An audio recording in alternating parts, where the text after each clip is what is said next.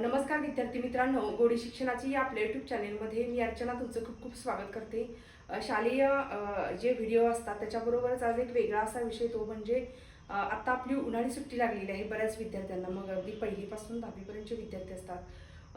बऱ्याच विद्यार्थ्यांना प्रश्न पडतो की नक्की सुट्टीमध्ये काय करायचं। पालकांनाही प्रश्न पडतो तर उन्हाळी सुट्टीमध्ये कशा पद्धतीने उन्हाळी सुट्टी घालवायची, उन्हाळी सुट्टीमध्ये काय काय मे आणि जून हे 2 महिने सुट्टीचे असतात। मग आपण फक्त फिरलं पाहिजे किंवा मजा केली पाहिजे। सुट्टीचे दिवस आहेत म्हणून मुलांना भरपूर आनंद होतो, मजा केली पाहिजे, फिरलं पाहिजे। पण त्याचबरोबर काय काय केलं पाहिजे, फक्त बेसिक गोष्टी जरी कोणत्या गोष्टी केल्या पाहिजेत। त्यामुळे येणाऱ्या जूनमध्ये तुम्हाला चांगल्या पद्धतीनं तुमचा तयारीशी तुम्ही त्या वर्गामध्ये, नवीन वर्गामध्ये तुम्ही चांगल्या पद्धतीनं प्रवेश कराल। तर काय गोष्टी फक्त अर्धा किंवा 1 तासच रोजचा जर तुम्ही अभ्यासाला दिला, त्या गोष्टींमध्ये दिला तरी सुद्धा विद्यार्थ्याच्या कौशल्याचा विकास होतो। मग ते कौशल्यामध्ये बरेच कौशल्य येतात, ते सविस्तरपणे आपण व्हिडिओमध्ये पाहूया। सुट्टीमध्ये कोणकोणत्या गोष्टींच्या, कोणत्या कौशल्याला भर द्यायचा किंवा कोणत्या गोष्टींचा पाया विद्यार्थ्यांचा पक्का करायचा हे बघा। त्याच्यामध्ये हस्ताक्षर, शुद्धलेखन, वाचन लेखन, श्रवण बोलणे, गणितातील बेसिक क्रिया आणि पाढेपाठांचा पॉईंट आहे तो म्हणजे हस्ताक्षर। बऱ्याच विद्यार्थ्यांचं हस्ताक्षर चांगलं असतं, परंतु जर लहान वयातच त्यांच्या हस्ताक्षराला आकार व्यवस्थित दिला तर त्यांचं हँडरायटिंग जे असते ते सुंदर आणि असतं। आणि हस्ताक्षर जर सुंदर असेल तर विद्यार्थ्यांना आवड अभ्यासाची होते। त्यामुळे पहिलं आपलं म्हणजे हस्ताक्षर कशा पद्धतीने हे पाहायचं, त्याच्यासाठी सराव हा महत्त्वाचा असतो। रोज थोडा वेळ, फक्त 5 ते 10 वाक्य जरी तुम्ही शुद्धलेखन लिहिलं, समजा लहान असेल तर त्याला बाराखडी आली पाहिजे, समजा म असेल तर अशा पद्धतीने काटकोनात व्यवस्थित रेषा आली पाहिजेत, क असेल तर कशा पद्धतीने काढायचं, य असेल तर प्रत्येक अक्षराला एक आकार असतो, स्ट्रेट लाईन असेल किंवा वेलांटी असेल, समजा मी असेल तर ह्या वेलांटी देत असताना व्यवस्थित कशा पद्धतीने द्यायची, उकार असेल किंवा दुसरा उकार असेल किंवा काना असेल, ह्या सगळे ज्या हस्ताक्षरामध्ये येतात त्या परफेक्ट जमल्या पाहिजे। त्यासाठी आकार त्यांना गिरवण्यासाठी एखाद्या मार्केटमध्ये गिरवण्यासाठी एखादी वही किंवा पुस्तक असेल तर त्याच्यावर गिरवून त्याचा सराव करायला पाहिजे। जर विद्यार्थी पहिली ते चौथीचे असेल तर अशा पद्धतीने तुम्ही करू शकता। जर चौथीच्या पेक्षा मोठा विद्यार्थी असेल तर मग त्याला कमीत कमी रोज 5 वाक्य शुद्धलेखन घ्यायचं किंवा ते शुद्धलेखन लिहिल्यानंतर ते शुद्धलेखन मोठ्यानं वाचायला सांगायचं। आणि त्याच्यामध्ये एखादी चूक झाली असेल तर ती चूक वाचायला सुद्धा सांगायची, हे तुझं वेलांटी चुकलेली आहे किंवा त्याचा कानात चुकलेला आहे, पहिला उकार असेल, दुसरा उकार असेल। अशा पद्धतीने जर ते 5 ते 10 वाक्य जर शुद्धलेखन लिहिलं तर तेवढ्या पॅसेजमध्ये किंवा तेवढ्या लाईनमध्ये त्याला समजतं की आपल्याला नळातला आहे का बाणातला आहे, किंवा म कशा पद्धतीने लिहायचं, भ कशा पद्धतीनं, ख असेल तर कशा पद्धतीनं। अक्षर गिरवण्याचं जास्तीत जास्त प्रॅक्टिस जेव्हा विद्यार्थी करतो तेव्हा त्याचं 100% अक्षर काय होतं, चांगलं म्हणजे वाचन, लेखन, भाषण असेल, बोलणं, श्रवण, ह्या सगळ्या कन्सेप्ट, ह्या सगळ्या जे कौशल्य असतील त्या कौशल्यांचा सुद्धा विकास होईल। प्लस तुमचे पाढे असतील, गणितामध्ये पाढे असतील किंवा बेरीज वजाबाकीच्या ज्या मूलभूत क्रिया आहेत त्या केल्या तर गणिताचा पक्का पाया होईल। तर या सगळ्या कन्सेप्ट तुम्हाला कोणत्या सुट्टीमध्ये करायचे पहा, उन्हाळी सुट्टीमध्ये बघा। उन्हाळ्याच्या आता हस्ताक्षर आपण बघितलेलं आहे, विद्यार्थ्यांना हस्ताक्षर सुंदर असलं पाहिजे।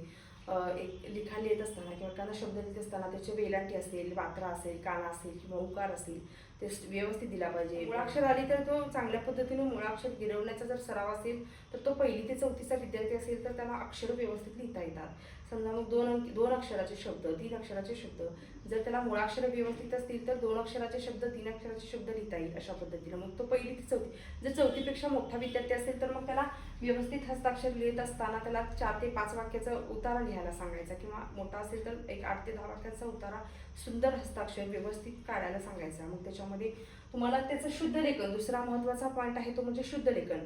मग ते शुद्धलेखन त्यांचं व्यवस्थित आहे का, पहिला वेलांटी व्यवस्थित दिलेली आहे का, समजा काना असेल, मात्रा किंवा अक्षर असतात, न नळाचा असतो, न बाणाचा असतो, मग त्याच्यामधलं कोणता दिलेला आहे, किंवा वेलांटी बरोबर आहे का, लिखाणामध्ये कुठं शुद्ध आहे का हे बघायचं। म्हणजे एकदा शुद्धलेखन लिहिल्यानंतर त्याला रिडिंग करायला लावायचं आणि ते रिडिंग केल्यानंतर मग त्याच्यातलं आपल्याला चुका लक्षात येतात की याचं काय चुकलेलं आहे, किंवा एखाद्या ठिकाणी वेलांटी चुकली असेल, एखाद्या ठिकाणी काना चुकला असेल तर तो आपण दुरुस्त करून परत त्याला समजावून सांगायचं की इथं हे झालेलं आहे।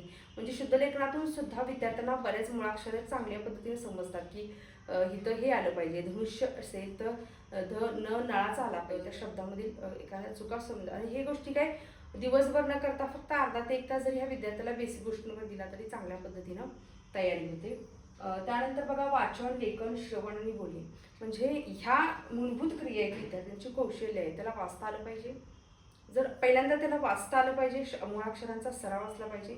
मग वाचल्यानंतर ते त्याला लिहिता आलं पाहिजे, लिहिलेलं त्याला मोठ्यानं बोलता आलं पाहिजे आणि बोललेलं त्याला स्पष्ट सांगता आलं पाहिजे. या गोष्टी महत्त्वाच्या आहेत. या गोष्टी महत्त्वाच्या असतात. मग वाचन करत असताना कशा पद्धतीने वाचलं पाहिजे. एखादं पुस्तक असेल, आपल्याला सुट्टीमध्ये आपण गोष्टीचं पुस्तक असेल, त्या पुस्तकामध्ये 5-6 गोष्टी असतील, तर एखादी गोष्ट आपण मोठ्यानं वाचून दाखवायची. वाचून दाखवल्यानंतर तो फार अशी मोठी नसली तर चालते, परंतु अगदी चिमणी कावळा अशी छोटी छोटी बाजारामध्ये 10 रुपयाला एक गोष्टीचं पुस्तक मिळतात किंवा त्याच्यामध्ये 5 ते 6 गोष्टी, मोठी मोठी चित्र असतात. चित्राच्या साहाय्याने गोष्ट असते आणि मोठी चित्र असतात. ते चित्र दाखवायचं आणि सहज आपण बसून अगदी सारखं TV आणि मोबाईल बघण्यापेक्षा ते मार्ग चांगला आहे. कावळा असतो, चिमणी असते बघा, ते एखादं चित्र मोठं देतात आणि चित्राच्या साहाय्याने इकडं गोष्ट लिहिलेली असते. ते पाहून विद्यार्थ्यांना पाहण्याची आणि ती ऐकण्याची आणि लक्षात घेण्याची सुद्धा त्यांच्याकडे ती कौशल्य निर्माण होतं बघा. त्याच्यामुळे वाचन लेखनामध्ये त्याला व्यवस्थित गिरवायला शिकवायचे, त्याला ट्रेस करायला सांगायचं. म्हणजे एखादा पुस्तक असतं, समजा मराठी पक्का पाया करण्यासाठी मराठीमध्ये जे मुळाक्षर असतात ते डॉटने असतात, ते आपण जर गिरवले त्याच्यावरून तर त्याला तशा पद्धतीने त्याला लिहिण्याचा सराव होतो. मार्केटमध्ये आपल्याकडे उपलब्ध असतात मराठीच्या मुळाक्षरांचा सराव करण्यासाठी किंवा 2-2 अक्षरी मामा, काका, दादा अशा पद्धतीचे शब्द असतात ते गिरवायचे किंवा मुळाक्षरे गिरवायचे शब्द असतात. अंकलिपीबरोबर ते पुस्तकं सुद्धा गिरवायची मिळतात. त्याचा सराव आपण केला पाहिजे. इंग्रजी असेल तर इंग्रजीचं रायटिंग आपल्याला चांगलं असलं पाहिजे. त्यानंतर श्रवण आणि बोलणं, म्हणजे ते श्रवण म्हणजे आपण ऐकलं, गोष्ट सांगितली, गोष्टी वाचता आल्या पाहिजे स्पष्ट शब्दात. गोष्टींचं वाचन केलं तर विद्यार्थ्यांना ज्ञानामध्ये भर पण पडते आणि वेळ पण निघून जातो. अशा पद्धतीनं ही सुद्धा कौशल्य अतिशय महत्त्वाची आहे. त्यानंतर गणितातील बेसिक क्रिया त्याला आल्या पाहिजेत. मग नक्की कोणत्या बेसिक क्रिया आहेत. त्याला बेरीज करता आली पाहिजे, वजाबाकी, गुणाकार, भागाकार.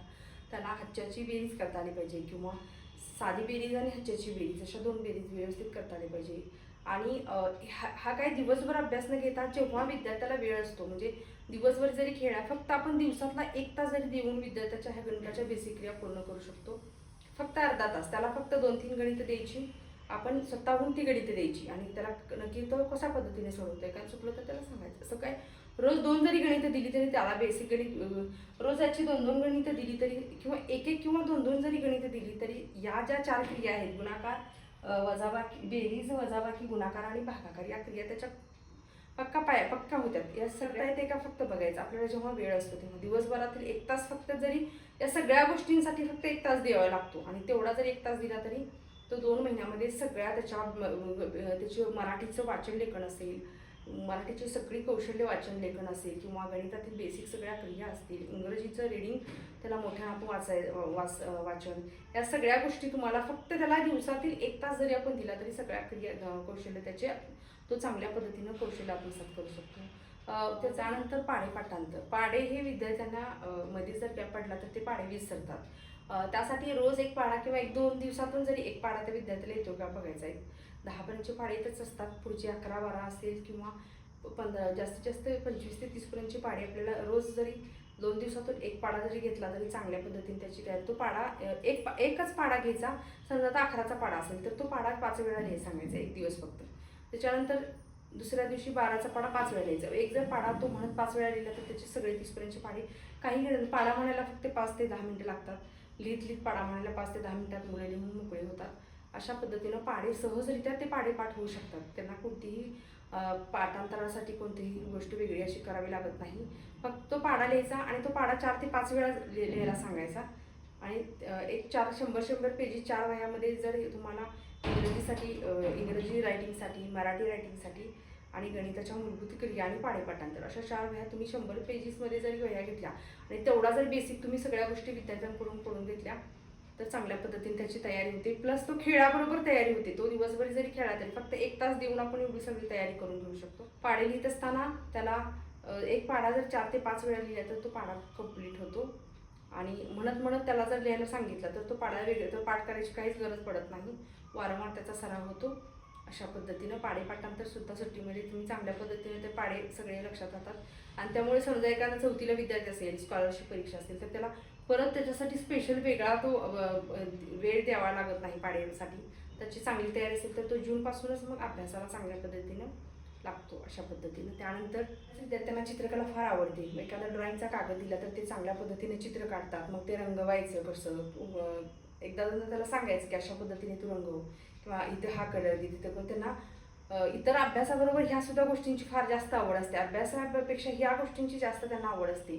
ती गोष्ट जेव्हा त्यांना कंटाळा येतो किंवा त्यांना सारखं सारखं टी व्ही बघत असतील तर ते त्यांना ड्रॉइंग चित्र काढायला सांगायचं. मग चित्र काढत असताना चांगलं चित्र एक मोठा कागद द्यायचा आणि त्याला कलर्स वगैरे देऊन त्याला चित्र काढायला सांगायचं. त्याच्यातून तो त्याच्या चित्र ड्रॉइंगचे कौशल्यसुद्धा त्याच्यामध्ये निर्माण होईल. त्याच्यानंतर कागदकाम, एखादं कागदकाम असेल तर ते कागदापासून होडी तयार करणे किंवा कागदापासून एखादी वस्तू तयार करणे त्याला शिकवायची.